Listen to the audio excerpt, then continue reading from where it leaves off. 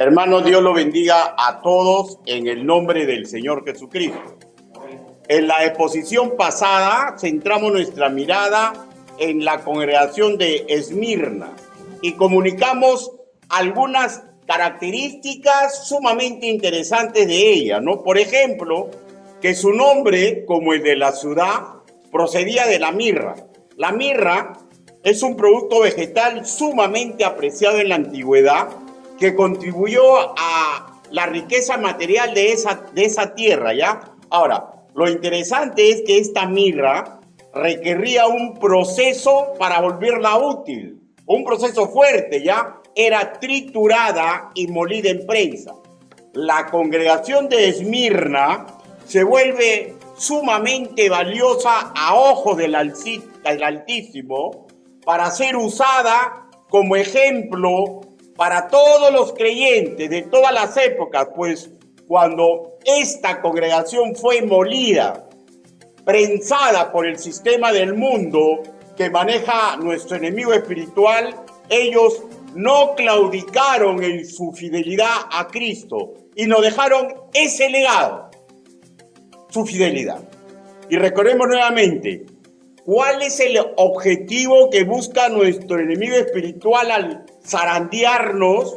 Lo mismo de siempre. Ejemplo, lo que le dijo su esposa a Job, que maldigamos al Señor, que se diluya nuestra fe. Lo digo en otras palabras, acorde con la misión que nos ha sido encomendada a todos los nacidos de nuevo. Desea el demonio que reneguemos y nos alejemos de Cristo y de ser difusores del mensaje de la cruz. Y también ya sabemos, porque practicamos la sana doctrina, que Dios lo permite, ¿ya? Permite, hermanos míos, que seamos sometidos a presión. ¿Saben para qué? Escúchenme, por favor, grábeselo. Para que cada creyente tenga la posibilidad de dejar un legado magnífico a las generaciones futuras, como fue el caso de Job, como fue el caso de Esmirna y como lo fue con el unigénito Hijo de Dios. El amor, hermanos míos, muchas veces requiere que suframos. Qué maravillosa forma de amar. No claudicar en la fe en Cristo y dejarle legado a las futuras generaciones, que esa es la forma correcta de vivir en este mundo.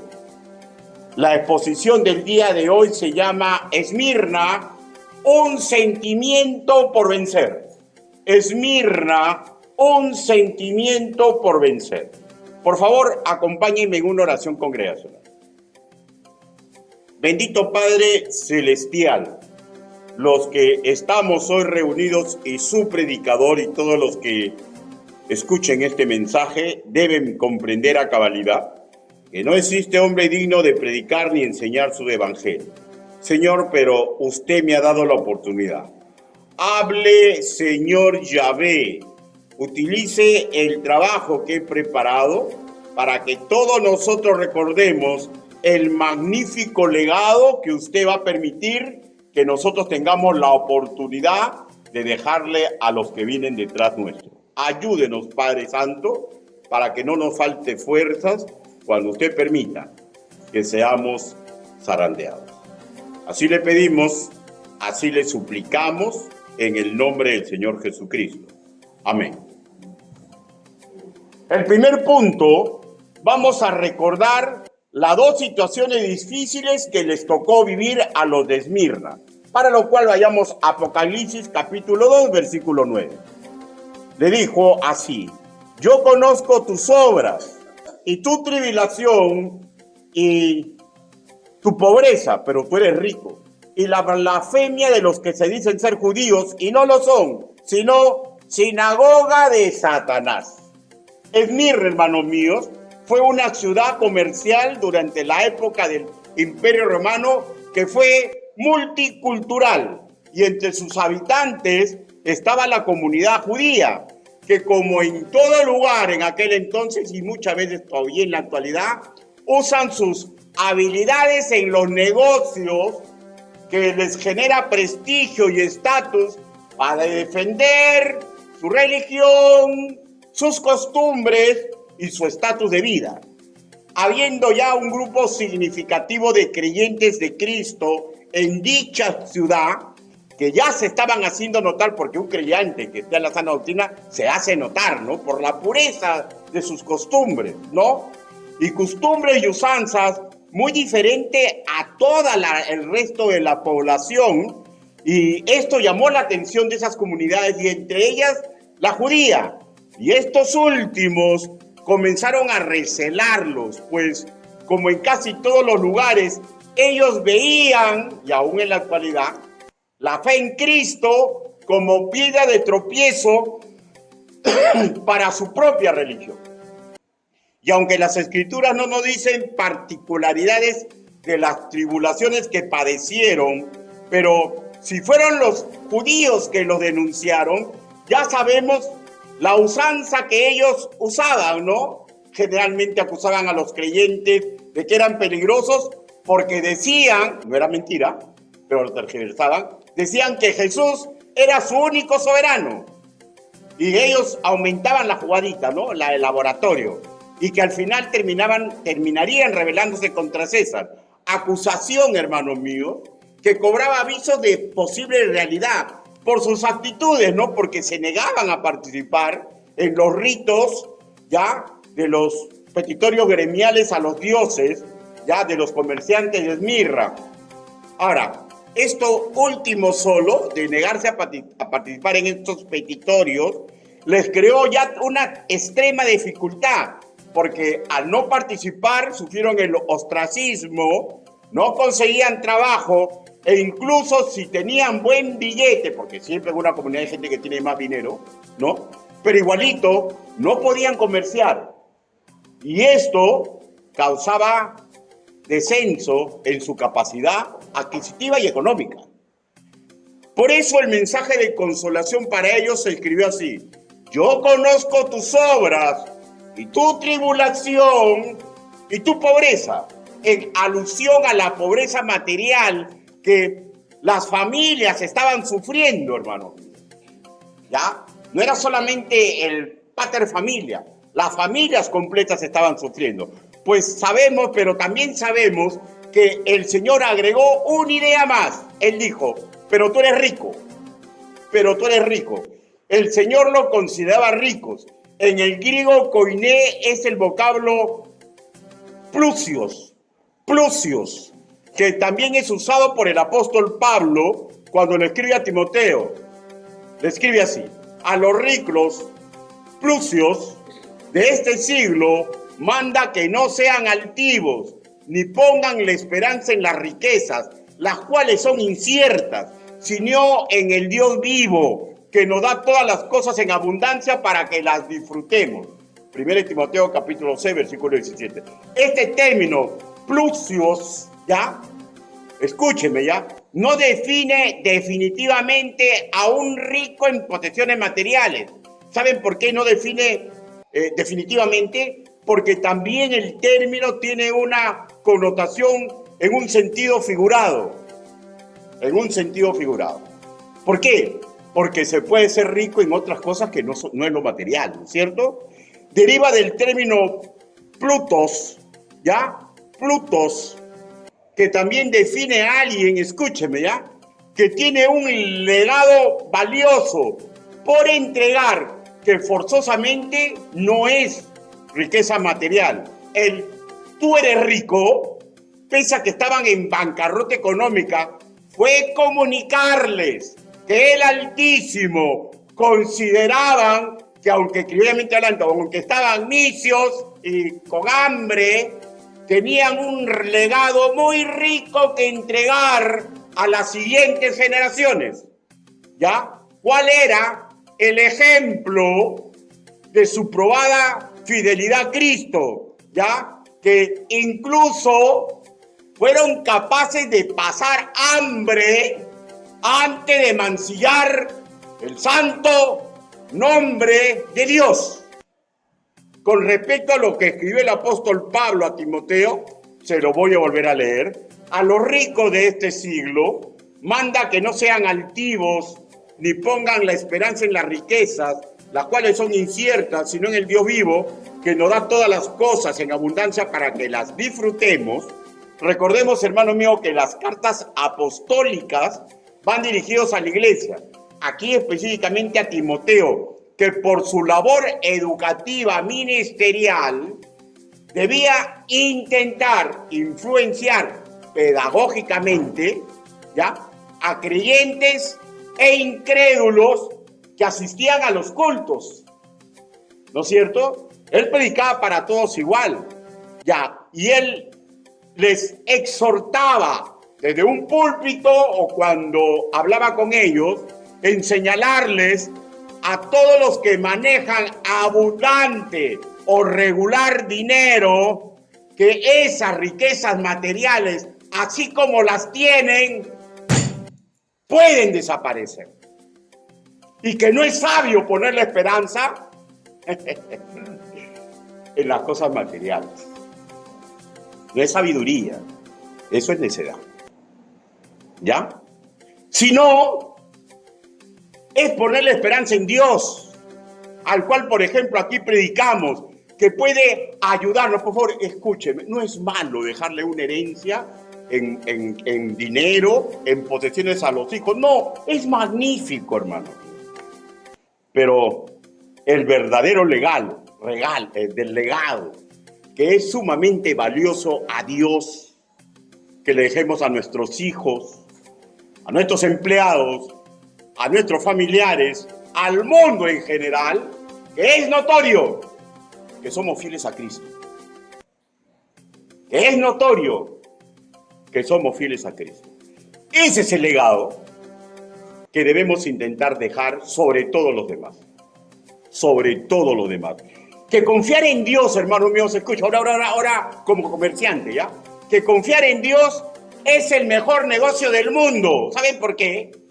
Porque da paz en el corazón, nos da contentamiento y nos da dividendos eternos.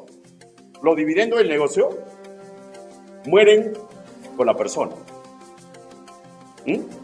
Los dividendos, por ser fiel a Dios, mantienen rango eterno. Porque cuando estemos en su presencia, hermanos míos, no nos van a dar corona por haber sido el hombre y la mujer más millonaria del mundo, sino las coronas van a ser por la fidelidad que demostramos en este mundo por Cristo. Bueno, continuemos. Regresemos a lo de Esmirna. El Señor también les hace recordar el mal proceder de los judíos con las siguientes palabras: y la blasfemia de los que dicen ser judíos y no lo son, sino sinagoga de Satanás. Los judíos, hermanos, sabemos, ¿no?, sumamente hábiles, que veían la fe de Cristo como pira de tropiezo para su religión, resumieron hábilmente, con mucha habilidad, todo lo que verdaderamente estaba sucediendo, que era vox populi en toda la sociedad de Esmirna. La resumieron hábilmente y volvieron una acusación formal ante los romanos, llegando incluso a la difamación, probablemente la que ya les dije, ¿no?, para cumplir su objetivo. ¿Cuál era su objetivo? Terminar con la predicación del evangelio. Y no les importó la maldad que generaban en familias enteras. Maldad pura, hermanos míos. Hacer que voten a un hombre y no lo dejen trabajar, sabiendo que detrás de él viene familia. Por eso el Señor los catalogó así. Dicen ser judíos. Qué triste que un creyente diga ser creyente y abuse económicamente de otra persona, o que le haga daño para que no pueda ganar dinero. Qué triste, ¿no? Y él dijo así, ¿no? Dicen ser judíos, pero no lo son. Son sinagoga de Satanás. ¿Por qué? Porque el que le hace mal al prójimo, por cualquier objetivo que tenga en su mente con habilidad, no se está comportando como un hijo de Dios, sino como un hijo del demonio. Como un hijo del demonio. Y llegamos así al segundo punto: el costo de servir correctamente a Cristo. El costo de servir correctamente a Cristo. Leamos Apocalipsis capítulo 2, versículo 10. Dice la palabra del Señor en su segunda parte, dice el costo, dice, he aquí, el diablo echará a alguno de vosotros en la cárcel para que sean probados y tendréis tribulación por 10 días. Ese es el costo, ¿no? Hermano, por favor, escúcheme.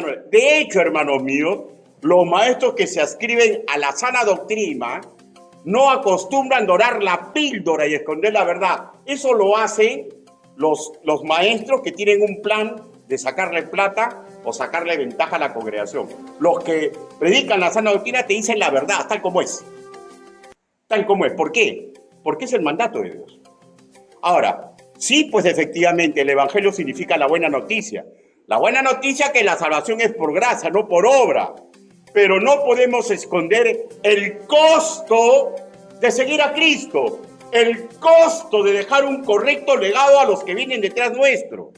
La buena noticia, hermanos míos, implica saber que tenemos regalos magníficos, la virtud de Cristo, Gálatas capítulo 5, del 22 al 23. La buena noticia significa que con estas virtudes podemos imitarlo. La buena noticia significa que tenemos dones espirituales. 1 Corintios capítulo 12, Romanos capítulo 12, versículo 16 al 8. ¿Para qué? Para servirlo coordinadamente dentro de una iglesia local. Esas son buenas noticias. La buena noticia es que Dios nos ve como integrante de sus escuadrones, sus soldados. 1 Samuel capítulo 17, versículo 26. Y así también lo ven los demonios, por eso intentan tumbarnos. Pues. El demonio no va a intentar tumbar a un incrédulo. ¿Para qué? El demonio intenta tumbar a un creyente, porque lo reconoce que es soldado de Dios. Que no se deje preparar, bueno, ya, eso depende de cada soldado, ¿no? Eso depende de cada soldado, pero es un soldado de Dios. La buena noticia es que somos sus embajadores. 2 Corintios capítulo 5, versículo 2, 20. La buena noticia es que somos sus obreros. Mateo capítulo 9, versículo 37. La buena noticia es que somos coherederos del reino. Romanos capítulo 8, versículo 17. La buena noticia es que somos sus hijos adoptados. Efesios capítulo 9, versículo 5. La buena noticia es que nos entrega cargos y distinciones que nos dignifican. Somos dignos por el trabajo que Él nos otorga. Trabajo, hermanos míos, que si por ejemplo el presidente de los Estados Unidos de Norteamérica o el presidente de China, una potencia, ellos no son, si no son creyentes, no son ni sus obreros, no son sus embajadores, no son soldados, no son sus hijos. Nosotros, hermanos míos, nos dignificamos por los encargos que Él nos da. Pero ojo, debe ser también sumamente claro que la buena noticia también implica que se nos da la dignidad de sufrir por el santo nombre. Eso fue lo que dijo, pues, Dios de Pablo, ¿no? Hechos capítulo 9, versículo 16, y dio una noticia, ¿no? Le voy a enseñar a él cuánto le conviene sufrir por el santo nombre. Pero nuestra mente carnal no relaciona eso, pues, con dignidad, pues, ¿no? La queremos facilitar. Mente carnal. No queremos sufrir. Y no comprendemos a veces que Dios, mediante el sufrimiento, nos está dando la oportunidad de ser un legado para la siguiente generación. La verdad, hermanos míos, hay sufrimiento por hacer lo correcto, porque preferir la palabra de Dios antes que nuestros deseos, y usted lo sabe, muchas veces nos causa dolor.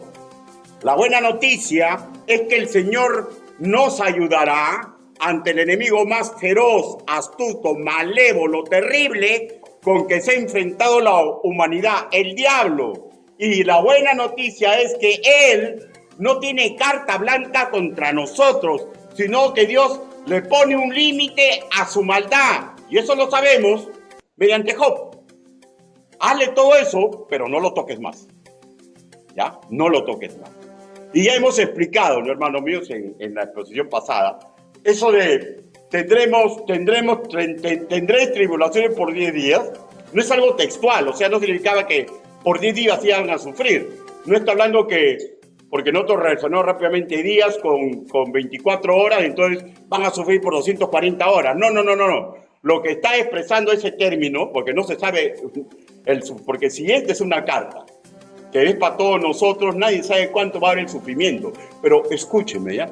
Hay sufrimiento que es así, parece que no pasa, y es perenne, continúa, parece que se prolonga, y eso es lo que significa. Que ahí vamos a hacer en algún momento, vamos a tener problemas que parece que nunca pasan, hermano. Pero ¿saben qué? Después de la tormenta, siempre viene la calma. Lo que implica este verso es que el sufrimiento, en algún momento, Dios va a decir, ahí nomás. Ya le di su oportunidad. ¿Cómo reaccionó bien? Ahí nomás. ¿Reaccionó mal? Igualito, ahí nomás. Y después, cuando regresemos a la realidad, recién nos vamos a dar cuenta, fue la prueba, si pasamos o no pasamos. Y todo eso es por nuestro bien. Los hermanos de Esmirna, hermanos míos, son sumamente valiosos, no porque sufrieron como sufrieron, sino porque en medio de esa prensa que ejerció el demonio, valiéndose del sistema del mundo, valiéndose de judíos y romanos, no logró quebrar su mentalidad. ¿De qué mentalidad hablo? De que su felicidad y su realización personal no radicaba en cumplir deseos, sino hacer la voluntad de Dios. Pregunto, con lógica, ¿qué de malo hay de querer trabajar honradamente y llevar así pan a la familia que Dios nos ha dado? ¿Alguien me puede decir que eso es malo? ¿Qué de malo hay en que alguien, ya, haga estas cosas?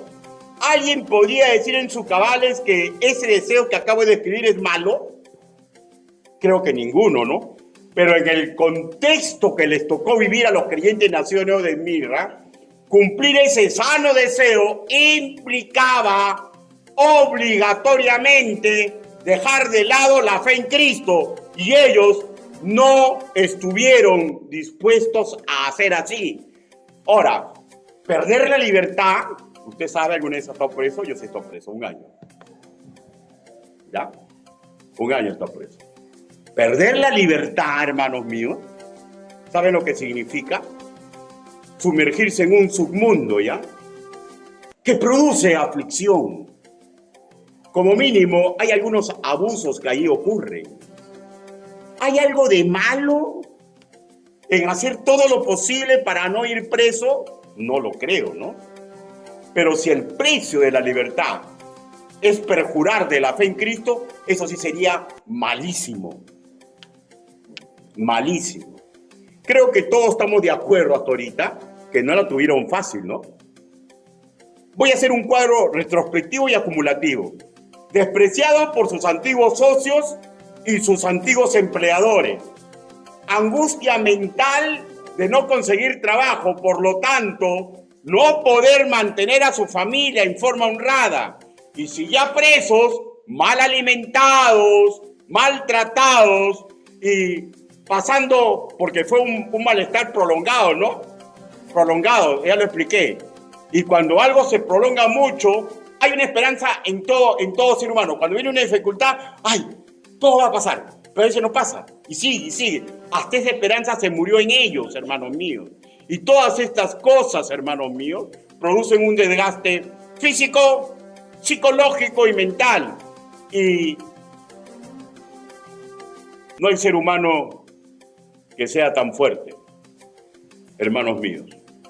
Y puede ser conducido a un estado de depresión constante. Y vemos en las cárceles, hermanos míos, gente honrada que entra a las cárceles, ¿ah? Y no piensen ustedes, como la dice la política oficial, salen regenerados. Salen degenerados, hermano.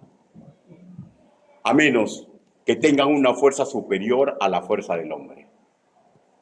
Y les recordó, hermanos míos, ya, mediante su pastor, lo que dice el versículo 8, ¿no? El primero y el postrero, el que estuvo muerto, vivió, dice esto. O sea, les recuerda, ya, el pastor, el mensaje que les está dando el mismo Señor Jesucristo, que recuerden la aparente derrota que sufrió el Señor Jesús ante los ojos del mundo, que terminó en victoria final. Y a mérito de eso, Jesús está sentado a la diestra del Padre Celestial, ayudándonos a todos contra el gran acusador, El que agarra y nos mueve, como mueve, ¿no? El malo cuando quiere que caiga la fruta del árbol. ¿Ya?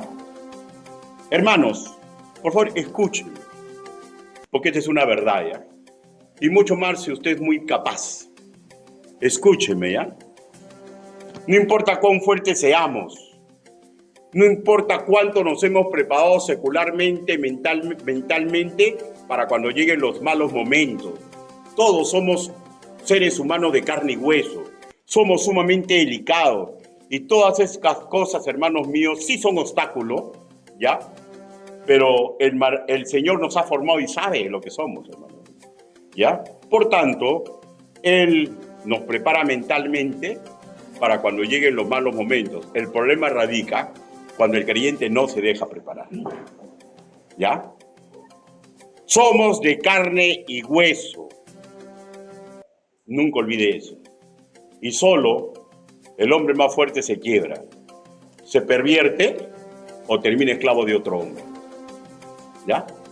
O termina esclavo de la maldad y se vuelve reproductor de maldad. Creo que ya lo expresé, ¿no? El mundo intenta meternos presión en dos formas: tentaciones y la presión del miedo. En este caso, el demonio eligió el método de miedo. Y ese es un sentimiento que tenemos que vencer. Y Dios nos prepara para vencer ese sentimiento. Lo que nos lleva al tercer y último punto a tratar. La educación escritural nos prepara para no dejarnos neutralizar por el miedo. La educación escritural nos prepara para no dejarnos neutralizar por el miedo. Apocalipsis, capítulo 2, versículo 10.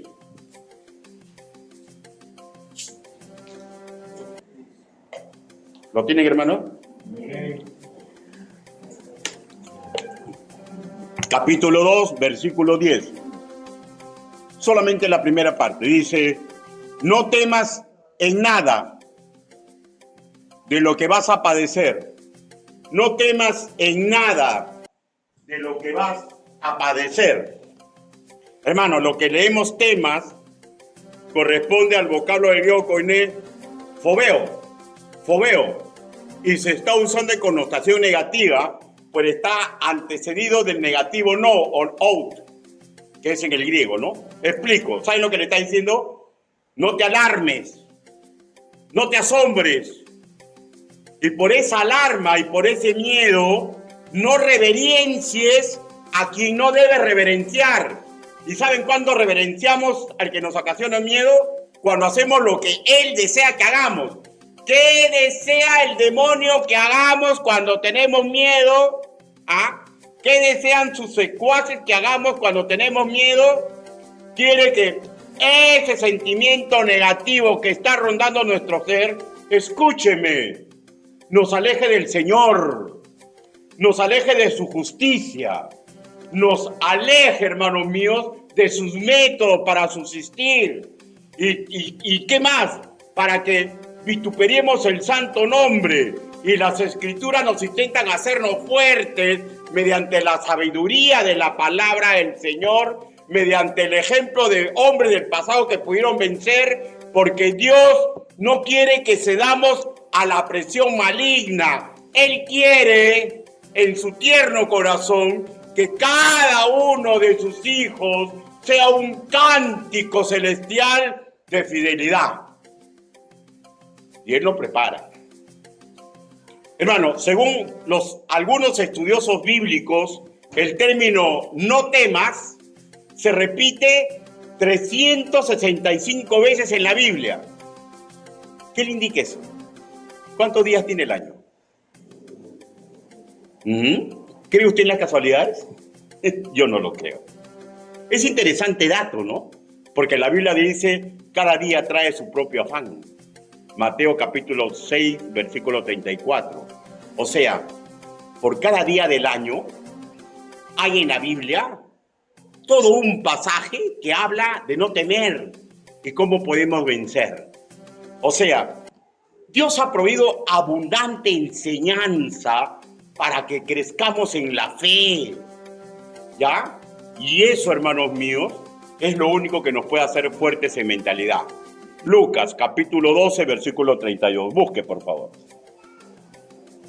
El Evangelio según nuestro hermano Lucas. Lucas, capítulo 12, versículo 32.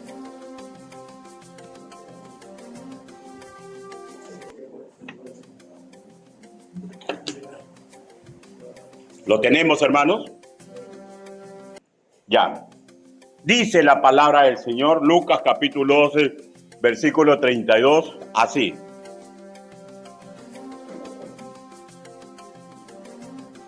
No temáis, manada pequeña, porque a vuestro Padre le ha placido daros el reino.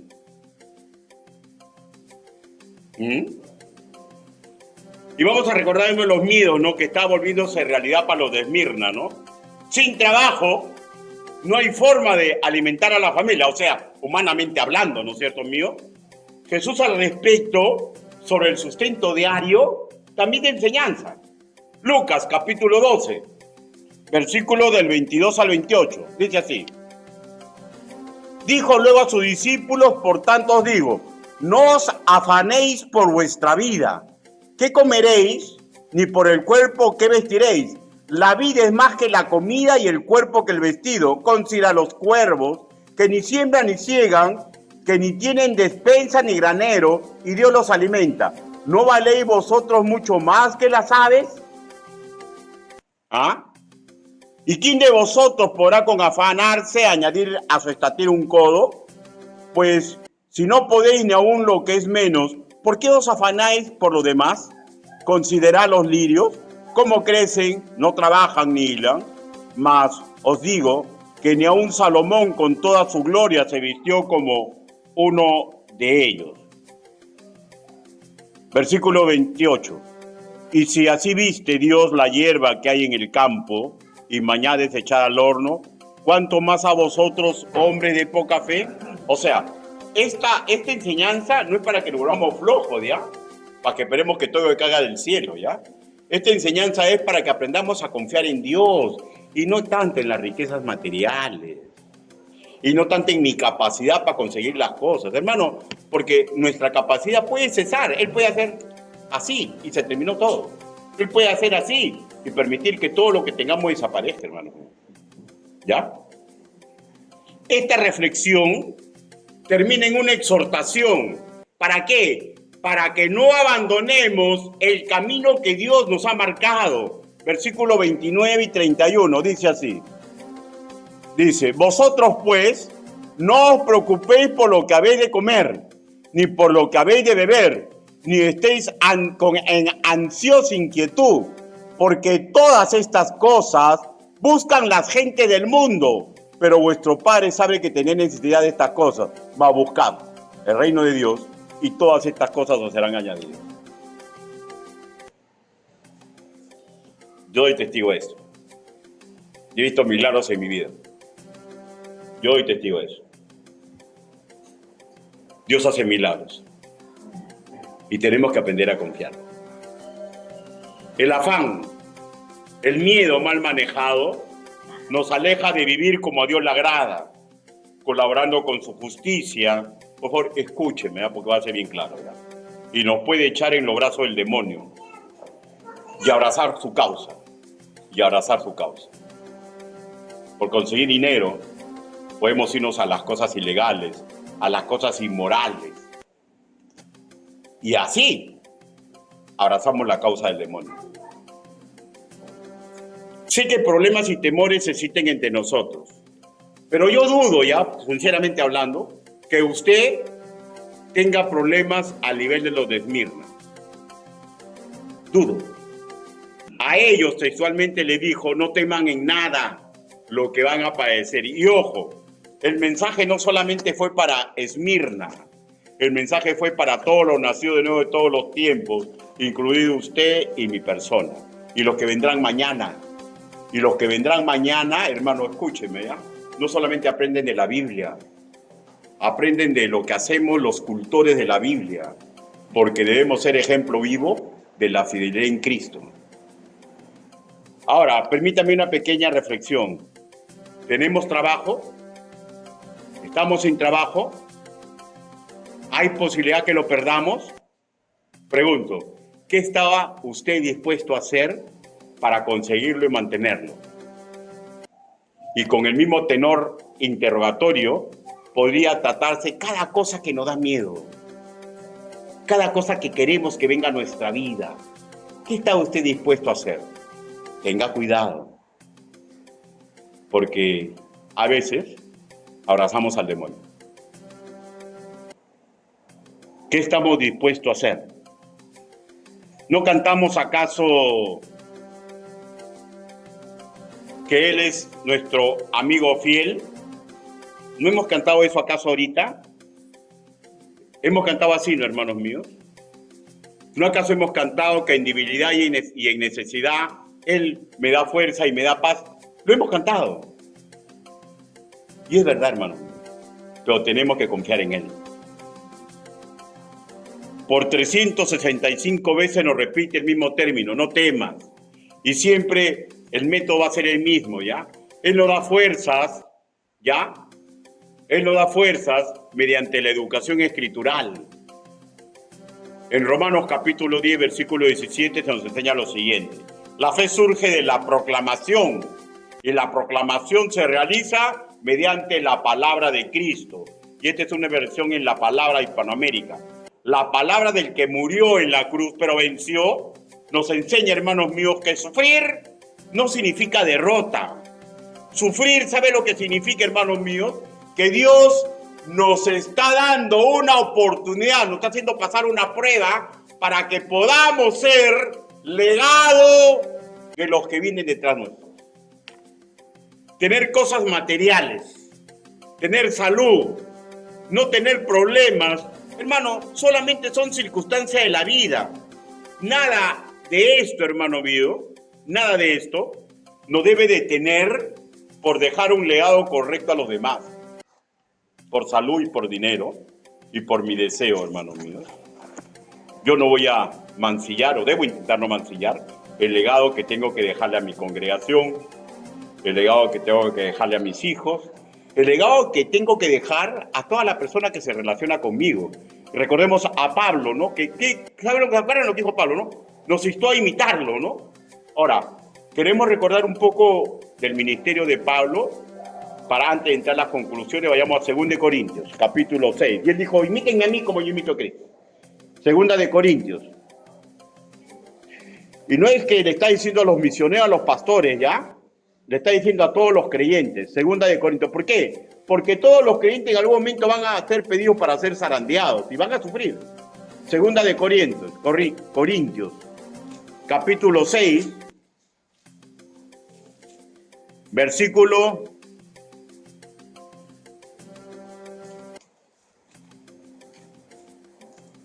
2 de Corintios, capítulo 6, versículo del 3 al 11. Miren. O sea, lo que él hace nos implora que no le demos pie a nadie para que tropiece. ¿Por qué? Porque hay personas que nos miran. Mis hijos me miran. Ustedes me observan. Donde yo vaya, las personas me observan. Ya. 3. No damos a nadie ninguna ocasión de tropiezo para que nuestro ministerio no sea vituperado. Antes bien, nos recomendamos en todo, como ministro de Dios, en mucha paciencia, en tribulaciones, en necesidades, en angustias, en azotes, en cárceles, en tumultos, en trabajos, en desvelos, en ayunos. Óigame, está hablando de puro sufrimiento, ¿no? ¿No? En pureza, en ciencia, pero en ciencia hay que quemarse las pestañas, ¿no? En longanimidad, en bondad, y para ser bondadoso hay que meter la mano a los riñones y dar lo que era para nosotros, para los demás, ¿no es cierto? En todo eso, en el Espíritu Santo, en amor sincero, en palabra de verdad, en poder de Dios con arma de justicia, a diestra y a siniestra, por honra y por deshonra, por mala fama y por buena fama, y, como engañadores pero veraces.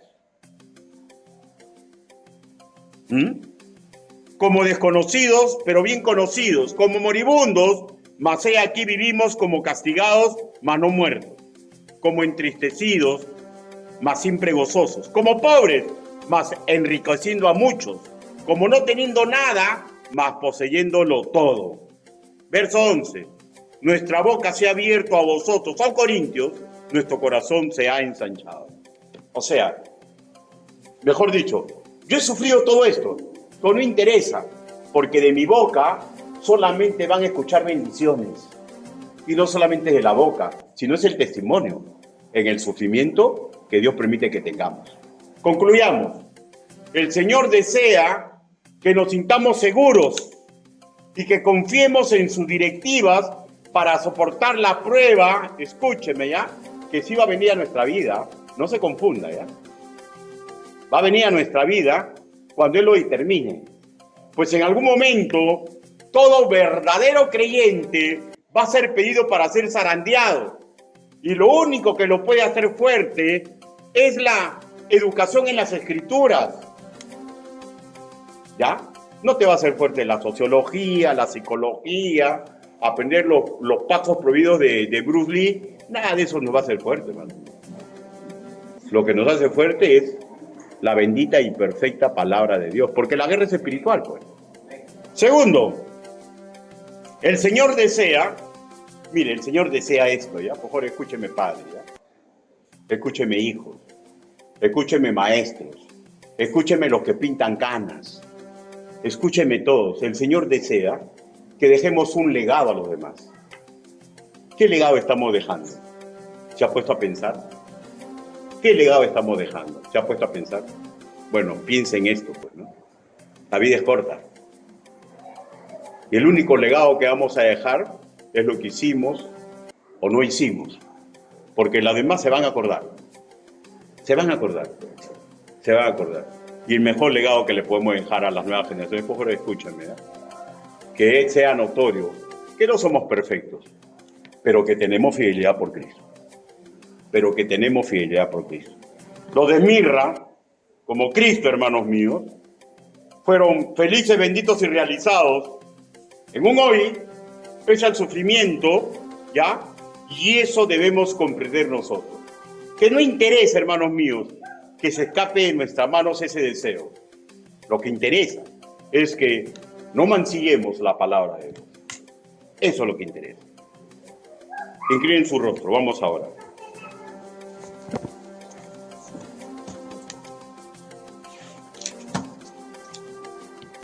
No sé si usted tiene algún miedo. Sí lo tiene, porque todos tenemos miedo. No sé si hay cosas que lo han golpeado en el pasado y ha reaccionado mal. Y usted se preguntó, ¿pero por qué? Yo le voy a decir ahora por qué. Porque se alejó de prepararse con la palabra del Señor. Pero puede hacer que ahorita esté pasando usted por un miedo. Hágase fuerza con Dios. No le prometo que la circunstancia mala va a pasar, porque yo no soy Dios. Pero yo le prometo, bajo el poder de la palabra del Señor, que Dios lo puede hacer fuerte, que Dios lo puede magnificar para que sea un perfecto legado. Y jóvenes, prepárense, porque los padres no son eternos. Y algún día ustedes van a ocupar ese puesto y van a tener que formar a otras generaciones.